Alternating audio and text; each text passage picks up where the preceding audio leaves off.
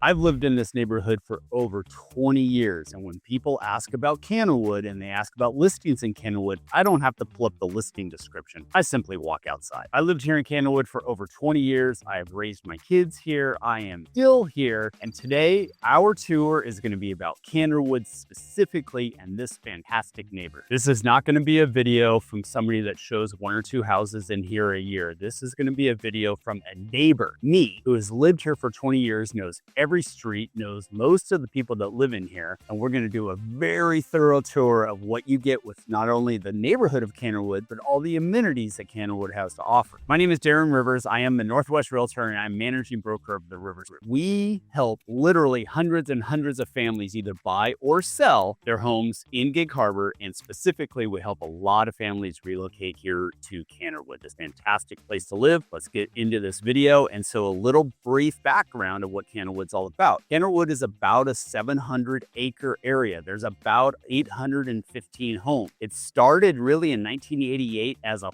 an equestrian community, hence it's called Canterwood. But that didn't really take off. So what did they do? They built this fantastic championship golf course. It is ranked in the top 10 in Washington State. It is really hard. Trust me, I'm a member of the club. It's a hard course, but it's beautiful. It's fantastic. It holds lots of events. There's the whole country club around it and the neighborhood. And let's get started with yours.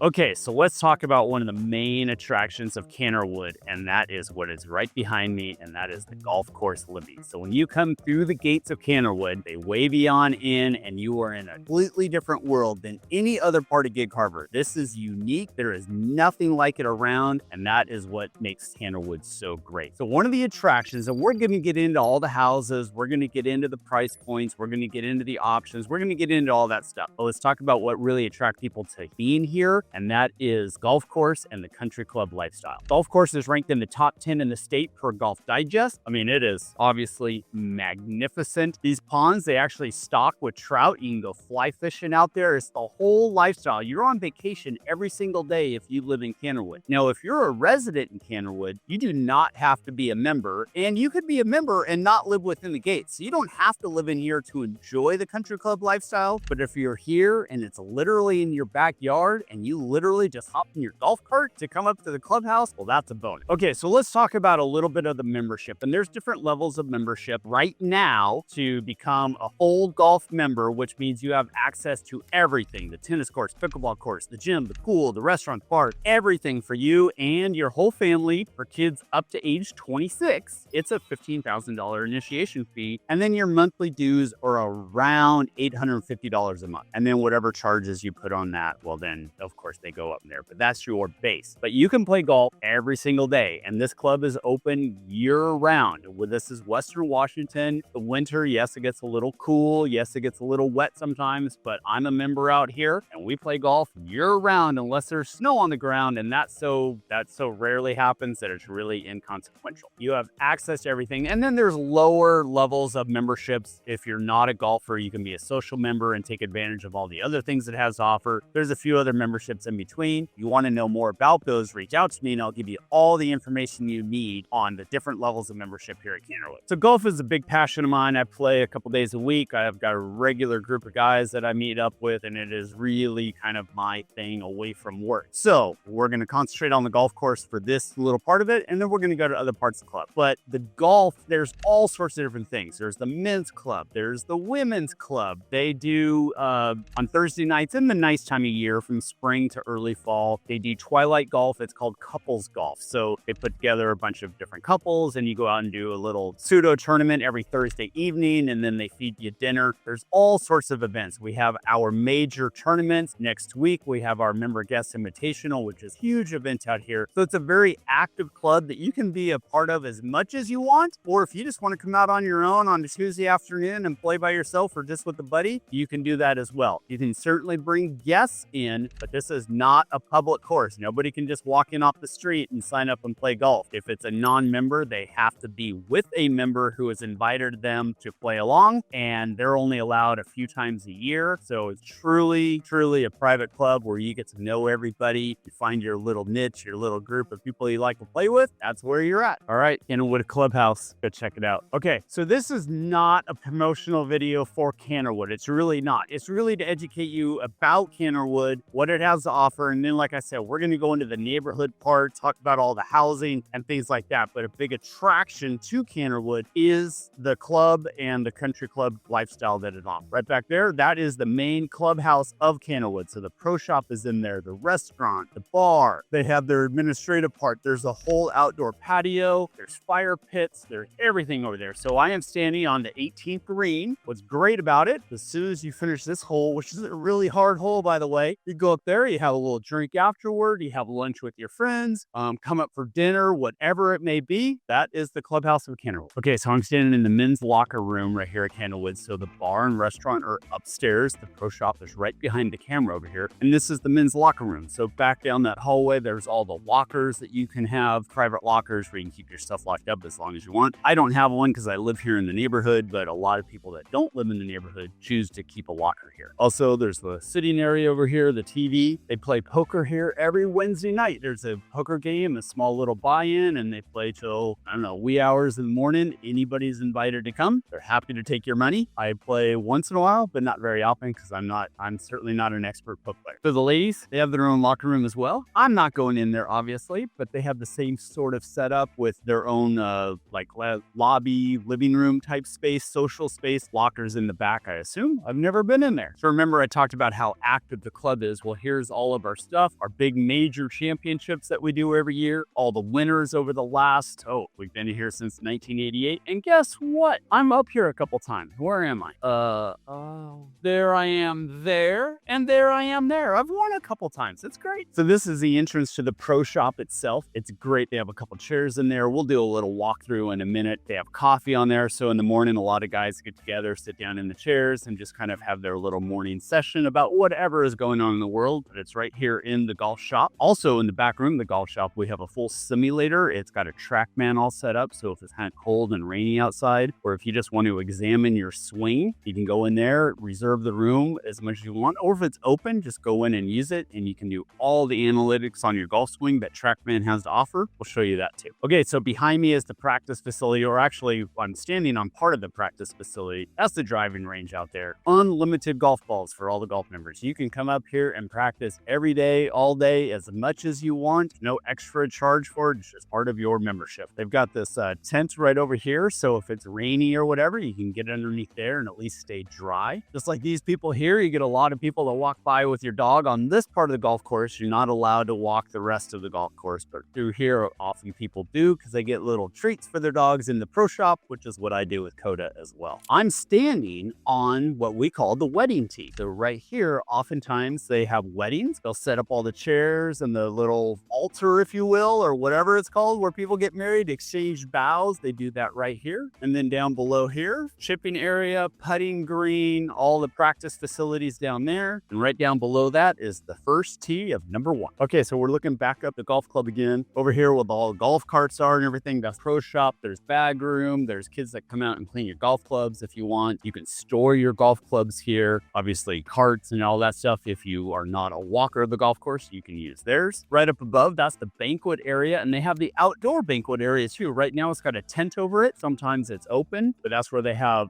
outside events a lot, like weddings, like I mentioned, or people rent out the space for banquets, whatever it may be, but that is open for rent for a lot of other people that you don't necessarily have to be a member for because, it's a money generation thing for the club. So this is the entrance into the bar and the restaurant area. It's closed in here right now, so it's a little darker and nobody is in here, but this is why it's a good time to shoot it. You can see what you're getting. So you walk in and a receptionist would meet you, hostess. Over there is a little seating area for members coming in and they want to talk to the membership. And then we have this lobby area. This part is open for all kids and everything. We have a few TVs. So if you want to bring the kids up to the bar, you can sit in this area, watch the game, have some dinner, have a couple drinks, or you can walk back to the bar itself. Okay, everybody, we kind of snuck in here. This is before hours, so obviously nobody's in here, but this is the bar part of the restaurant. Been renovated just in the last 2 years. So it's nice, big open space, really great spot. So the bar obviously is for adults only. Come in, you can have dinner and everything. Back through those doors is the formal dining. And we're going to turn around. We'll show you the patio. Like I said, this is early in the morning, so nothing's open here yet. So the chairs are tilted up and the umbrellas are all down, but we have a whole outdoor seating for the nice time of year like now. This is the Kennerwood Bar.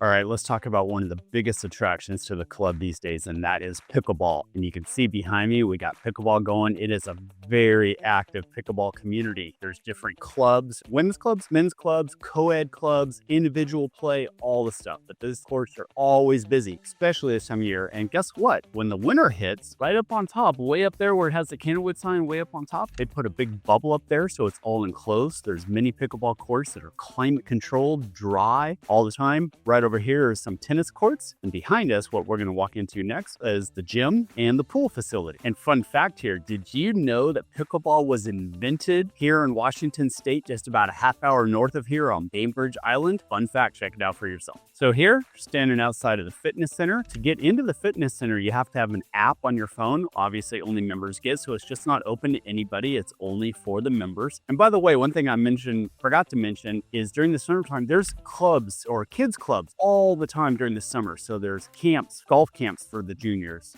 tennis camps for the juniors. We're going to go into the pool facility here soon, and there's the swim team and swim lessons and the whole 9 yards. So for kids and activities, there's all sorts of things that they can sign up for. And it's a great resource and a great way to get the kids active and introduced to all these different activities. So we're going to walk through the gym here. It's not huge. I don't want to do a video in there and interrupt people's workout, but it's got plenty of equipment. There's usually only 2 or 3 other people in here. It's never like you have to wait for any machines. It's not that heavily used. It's not huge, but it's great. And I use it virtually every day. Now we're going to head out to the pool. And here we got the Kennerwood pool. Now it's early in the morning here. So in the mornings, they have it set up for only adult lap swim. That opens around 5 in the morning and goes till about 9 o'clock. Got a hot tub. Over there is a little kiddies pool. It's only about 18 inches deep. So for the little ones, it's a great place to go and get wet and not worry about deep water, right? So 9 o'clock, that's when, during the summertime anyway, that's when swim lessons start. After that, they have the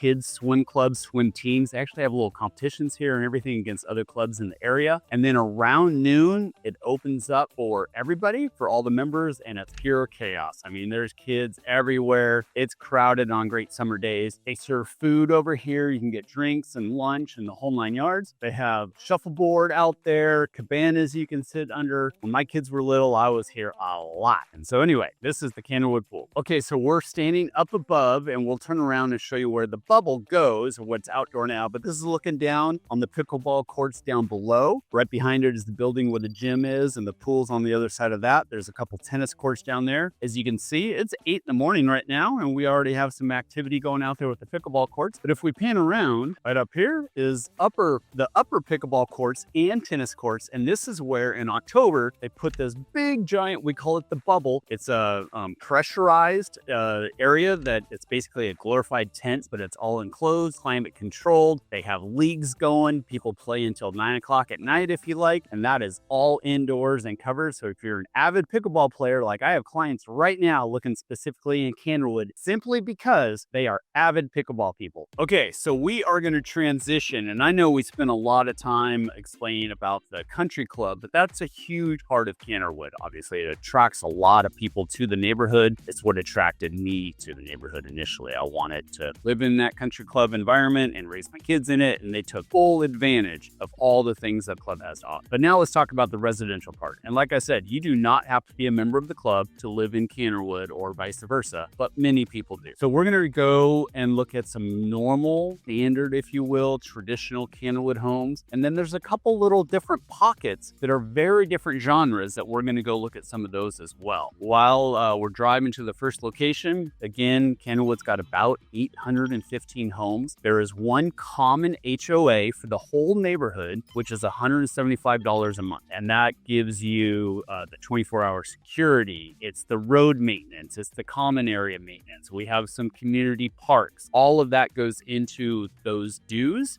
There is an HOA committee, obviously. A lot of people are concerned about how stringent it is. Like, you can't keep your motorhome parked in your driveway for a week at a time, or a boat just stored out in the driveway. That's not allowed. Now, you can definitely park it there for a 24-hour period to get it ready to go if you're going on a trip. It just can't be permanently parked there. The HOA committee will probably not let you paint your house fluorescent pink. That probably won't happen. But if you're doing anything reasonable, want to do a nice improvement to your home, do some landscaping, things like that, that's just going to add to the community. I've never heard of them giving anybody a hard time for that. It's just a formality you have to. Okay, so I am standing in front of what would be the typical kind of Cannerwood home. So these are on pretty big lots, actually. Well, big is relative, right? But the lots, average lot size in here for the normal Cannerwood homes is anywhere around a half acre. This one behind me happens to be 0.55 acres, so just barely over. It's about 4,000 square feet, 4-bedroom. This is a very typical Cannerwood house. Price point for a home like this, it depends.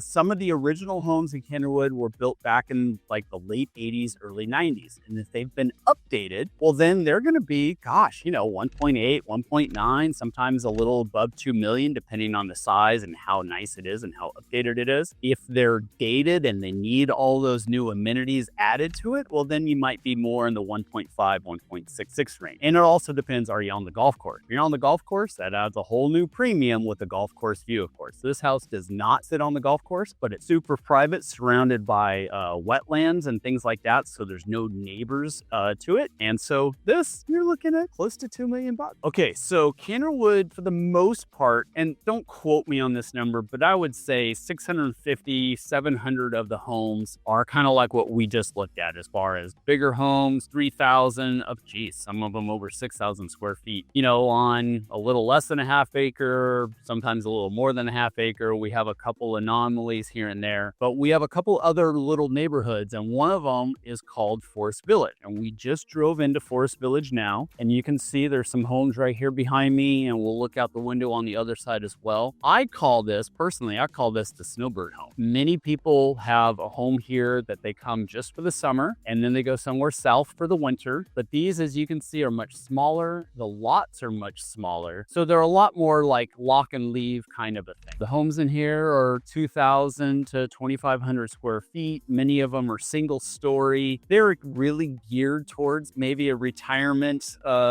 type genre. People do live here year round for sure, but a lot of people are snowbirds, like I said. For these homes, you're going to be looking at like 1.1 million or so. They're about 10 years old, depending on any fixtures or any updates. They could vary a little bit from that 1.1 mark, but that's about what you're looking at. This also has its own separate HOA, which is an additional HOA to the normal Cannerwood one. So you do have the normal Cannerwood Homeowners Association, but then you have a separate one. And what you get with this is they do all the exterior maintenance for you. So people don't have to worry about any yard work, and especially those that do go away for the winter, the outside of their house or their grounds anyway are being taken care of for them, so they don't have to worry about that. We're driving to the other side of the neighborhood, and just wanted to point out that right over here to my left is the community park. So this is a park for all the residents, has nothing to do with the golf club, but there's some tennis courts and pickleball courts up there. There's a playground for the kids. There's a big picnic area. There's a basketball court, or half a basketball court. There's actually a sand volleyball court, the whole 9 yards. You can have birthday parties up there. There's some community events that happen up there, but that is just for the community. You can see the grass area. People play with their dogs, all sorts of stuff. So right over there at the Cannerwood Park. We sold that house about a year ago yesterday, actually. 2.1 million. That's what you get, 2.1 million. Okay, so we're going to drive into a very unique little part of Cannerwood. This is a total anomaly. These were built all by Garrett Homes. They're about 10, 12 years old. As you can see, again, kind of like where we were in Forest Village, these lots are smaller. The homes are bigger, though, than they were in Garrett Home, and the lots aren't as small as they were in Forest Village. These homes are 2,500 to 3,000 square feet. That's just a small little cul-de-sac that we're going to drive around right now. Again, smaller lots, but the difference is this is still just the single Cannerwood HOA of $175 a month. So you, as a homeowner, would be the one responsible for taking care of your own yard or having it hired out if you want, that sort of thing. But this is the typical home right here in here, and there's only 20 of them or so. I sold one of the first ones in here when the development was brand new, and these, just for reference, these will go for about 1.3 or so, just kind of dependent again on the home itself and on the features. So if you want a smaller version of Candlewood but not have any of the extra above and beyond HOAs, this would be the little section, but they don't come available very often. Okay, so now I'm standing in a whole different area of Candlewood, and these are called the club homes. If you remember Forest Village, this is the older version of Forest Village. Forest Village is a newer version of exactly what this is. These are all single family homes. They tend to have a lot of snowbirds, but people do live here year round. One of my buddies lives right here, and he lives here for 4 months out of the year, and then he goes down to Scottsdale for the rest of the year. But all of these homes, as you can see, they're much closer together, smaller lots again, smaller homes around 2,000 square feet, give or take a couple hundred here or there. This has a separate HOA again, so you're going to pay the standard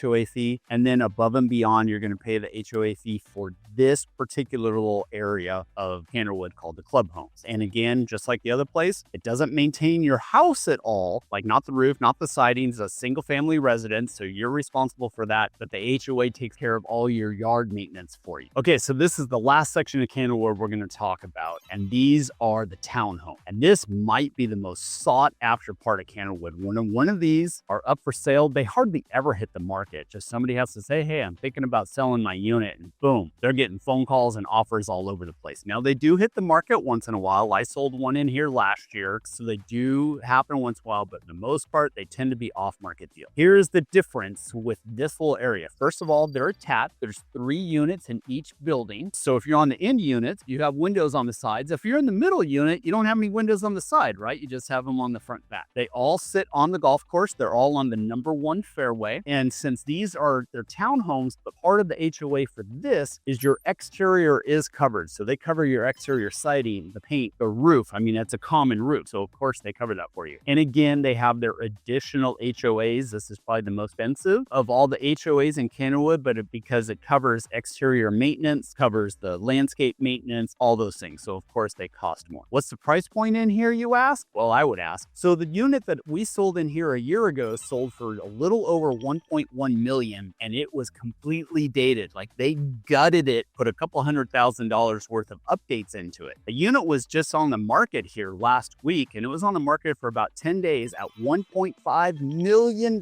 which would be the highest sale ever in these particular units. And it's currently under contract. Now it's pending, so the final price is not public, so I can't tell you what they got under contract for, but it was listed for 1.5 and it was only active on the market for 10 days before they got an offer. So I would assume it's going to be at least close to that number. Okay, one more thing I wanted to mention is this road right here. This is Old Stump, and there's a big loop that goes pretty much around the outside of Candlewood, and it's a great walking neighborhood. People walk their dogs, take their kids in their strollers, kids ride their bikes, all that stuff, because no cars are doing 60 miles an hour anywhere. I mean, this is just a residential neighborhood. Most people are driving very responsibly, 20, 25 miles an hour or so. A lot of golf carts on the road too. But if you're due to the whole outer road of the inside of the gates, you're looking at just over 4 miles. So it's a great jogging path, long walk. There is a road that goes right through the middle, so if you want to cut that half, you can. And that is the great thing about Candlewood, is you can just start, like I'm standing out here on the street, this car just drove by nice and slow. I'm not worried about it at all. Raising my kids in here, I didn't have a worry in the world about them riding their bikes around the neighborhood. Okay, everybody, that is the video of Candlewood. I know the beginning of it was heavily on the club itself, but like I said, that's a big attraction to living in here. You do not have to be a member to live in here. This is a great place to live. I loved raising my kids here. By the way, I forgot to mention earlier, I have a whole relocation guide, which has a whole section on Candlewood. So there's QR code right here with the relocation guide to Gig Harbor. All my information is right here. We put out videos every single week all about Gig Harbor, and this is one of them. So please subscribe, give me a thumbs up if you like the channel, and we'll see you on the next video.